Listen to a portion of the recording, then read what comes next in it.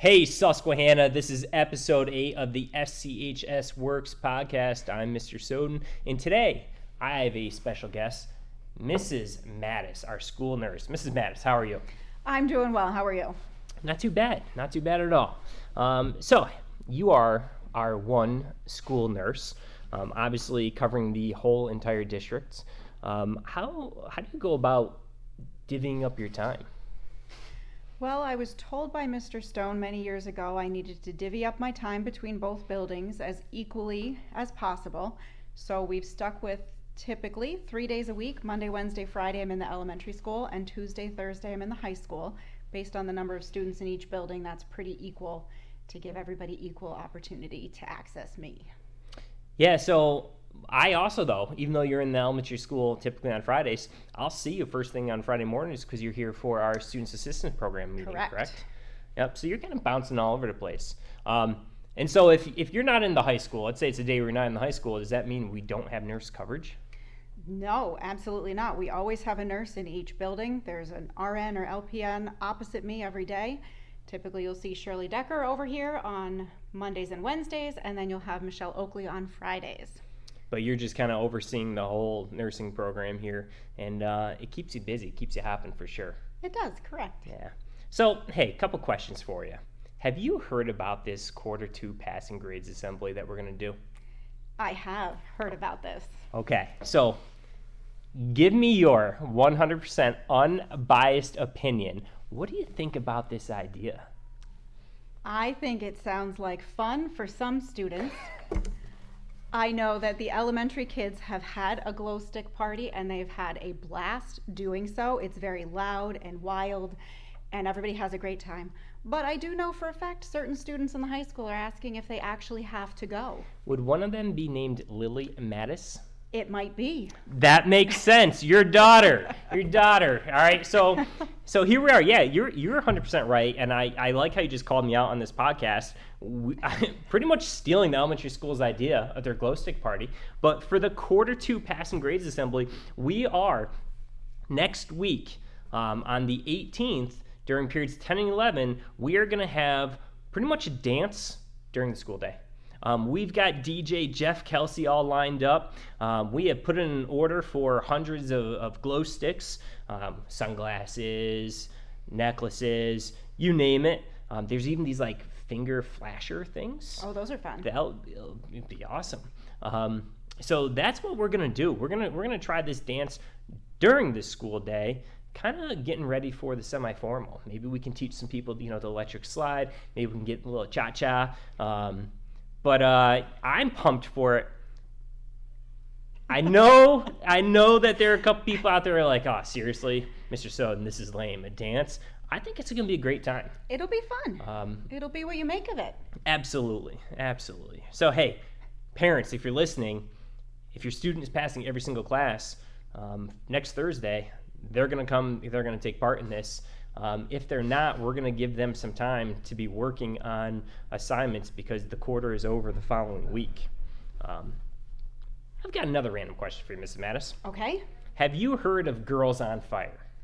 Girls on Fire. I actually heard about Girls on Fire for the first time this morning on the SNN announcement here in the high school, but I don't know what it is. Well, so I'm kind of surprised that you said, yeah, I did hear about it, but that's good that announcement got out on SNN. So Johnson College, we've been working with Johnson College a little bit, and Johnson College runs this program every year where they invite females in for a one-day experience, and they literally just go through different tours of what's available at Johnson College for obviously women, but obviously, men as well. But this day is specifically devoted just to women, Girls on Fire. So if someone attends this, what they're going to see is they're going to see the HVAC, they're going to see carpentry, the electrical engineering, the architectural drafting, computer information technology, and electrical construction.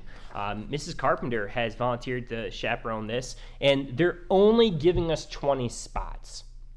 So right now, the program is only for 7th, 8th, and 9th graders.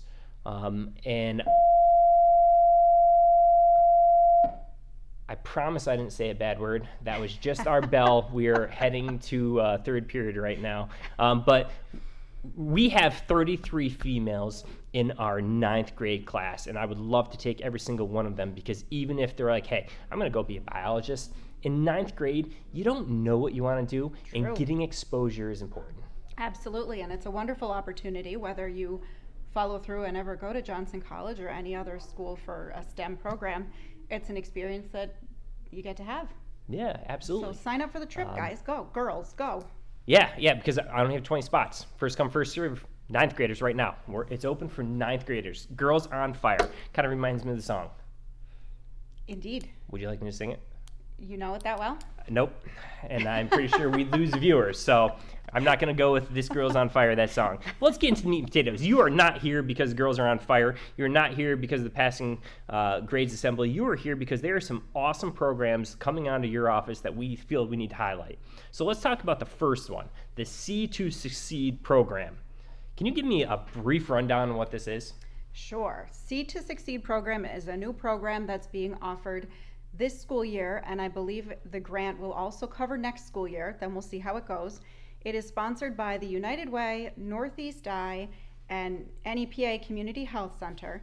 They have organized this amazing program where they are going to provide a licensed eye doctor to come here to the school for a day, and any student who failed their vision test for us, who is not established with an eye doctor already, has a need for an eye exam and likely glasses, will be able to have that full exam and glasses free of charge, or if they happen to have insurance, insurance would cover it, but no out-of-pocket expense for the families or the students. Okay, so this is the first time we're offering this program. Yes, and it's been offered in all the schools in our county, and I believe Montrose has already had their day and got a whole bunch of kids hooked up with glasses. Okay, so the way it works is a student would have to fail their eye exam from your office first, correct? Correct. Okay, so we've all heard those horror stories from 20, 30 years ago, where you go in, you sit there in the school eye exam,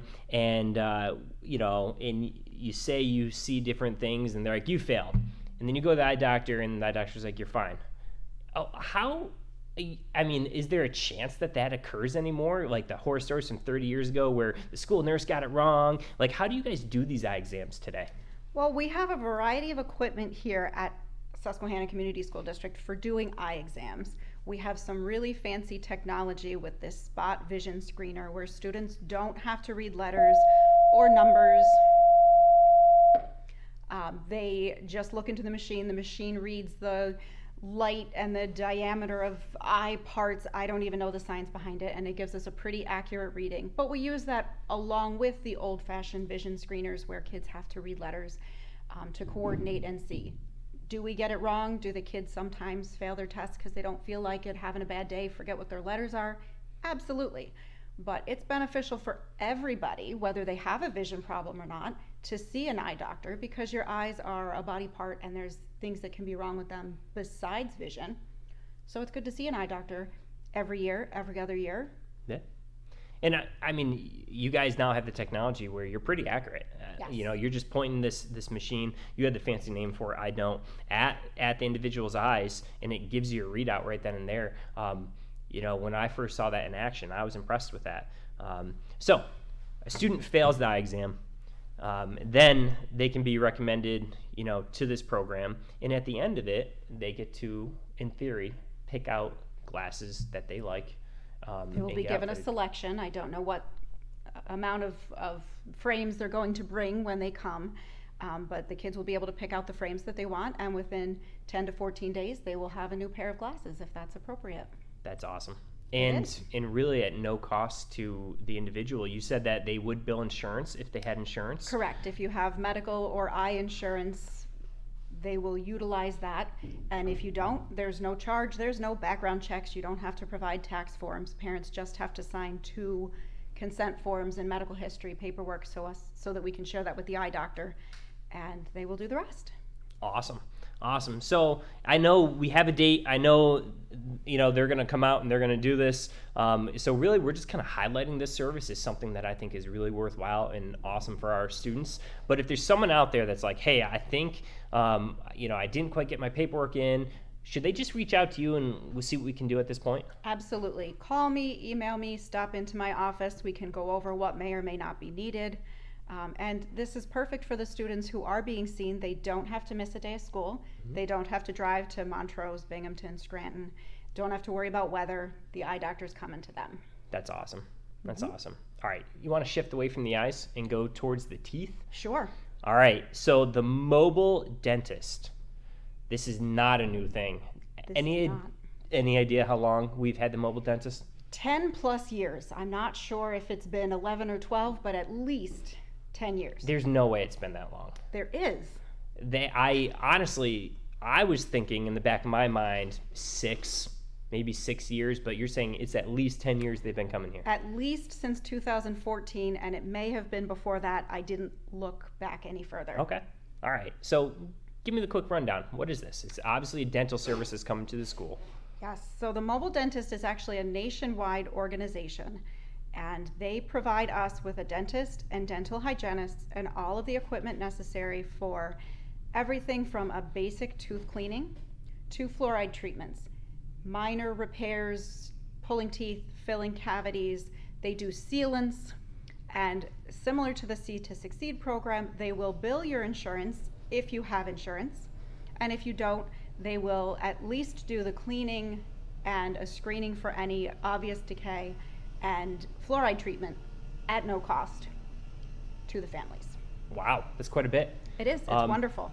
So is this a service that typically they're here for a day and then that's it? Or do they, in the past said that they had a couple different dates? We used to schedule them for a full week. They would come for 5 days. Sometimes they'd have to come back for additional days. We would have 60 to 80 kids seen when we started the program. Since that time, it's fallen back a little. The past couple years, we've had about 40 to 60 kids every year get seen. And because they've had consistent dental care, they have less fillings that need to be done and less work, so they're in and out of the chair much quicker. So it has been a wonderful program. The dentists that come and the hygienists are the nicest people I think I've ever met. So we look forward to having them every year. Okay, so here's the big question. How do I get signed up? Well, there's a form that has been sent home with every student in the district, once physically with the students and a second time in the mail right before Christmas. Okay. The forms are available in plenty in both my elementary and high school offices. You can call us, you can email us, kids can stop by, we can give you a form. I do believe there's a method to register online. I don't have that information on me right now, but I can get that to anybody, and it is on the written paper forms. Yeah, and I believe Mrs. Gallo actually posted on our Facebook the other day as well. She did. So, if you're like me, those forms come home, and sometimes my kids are good about getting them to me, sometimes they're not. Sometimes I'm good about getting the mail, sometimes I'm not. But at the end of the day, if you didn't get those forms, check out the Facebook page. Mrs. Gallo posted on there, and at the end of the day, you can always reach out to one of the offices, and we can get that information to you. So really, we're kind of at crunch time. Like, if you want to sign up for the mobile dentist, we need to hear from you this week or next, correct? They come the beginning of March. Okay. They will typically accept paperwork while they're here, as long as they have enough time to fit everybody in.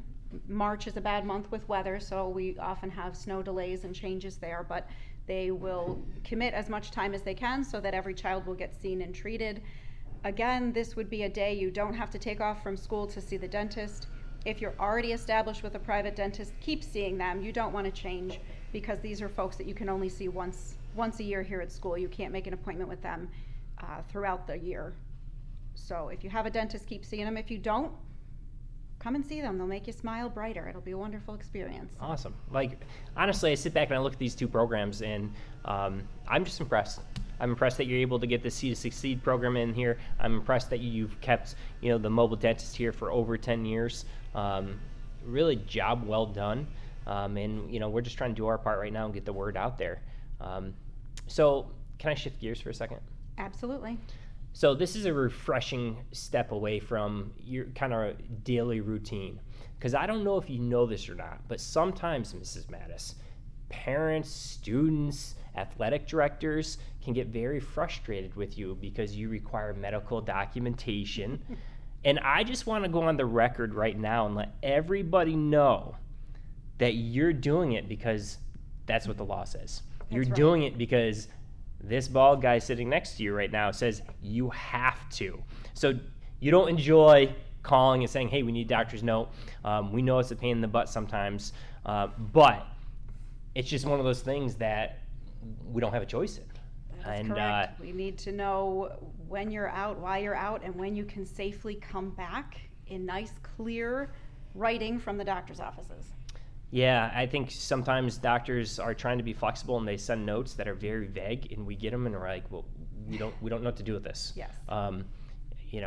Sometimes it's as tolerated. Well, what does that mean? Give it in black and white for us, or like may return to gym. Okay, but what about sports? And PIAA is really looking for a note saying, hey, no, you are cleared for sports. So sometimes I know, we're a little annoying because we need more, and it's a couple phone calls for parents. But at the end of the day, I just want to take full blame for that and let everybody know that it's not you. All right. But no, in all seriousness, heck of a job that you're doing, and these two programs are just two of the ones that are really kind of stand out. So, guys, we're at about the 16-minute mark. Mr. Orr's been yelling at me for the last 6 minutes saying you're over because these are supposed to be short and sweet. But let's just close this up with something that's coming up here. Jackson Maby. Jackson Maby wrestles over at Blue Ridge. Obviously, we have a combined sports program with wrestling. And he is honing in on what could potentially be his win number 100. So a huge milestone. On January 13th, they are at the Berwick Duels. January 17th, they are home against Montrose. And then January 19th, they are at the Coal Cracker Tournament. That's down in Lehighton. So do I know when this is going to occur? No. Does Jackson know when this is going to occur? No. But we, wishful thinking, knock on wood here, I think it's going to happen in one of these next three events. And we just want to throw a shout out there to Jackson, to his other wrestling compadres, because they head over to Montrose. They bust their butts. They work hard. And we want to throw some recognition their way. So, Jackson, if you're listening to this, you need to let me know. With like 80% certainty, Mr. Soden, it's going to happen tonight. Or Mr. Soden, it's going to happen tomorrow. So I expect you to pop in and see me because I want to be there. And, if we can get, as many Sabre fans in the audience for that, that would just be absolutely awesome. I'll have to dig out my red Blue Ridge Wrestling t-shirt and show up in full force. But looks like it could happen over the, probably the next three events. Jackson, let me know. Mrs. Mattis, you have been an awesome guest. I look forward to this passing grades assembly dance. I know your daughter is extremely excited for it. She cannot wait. But Susquehanna, until next time, work is the cure. We'll see you later.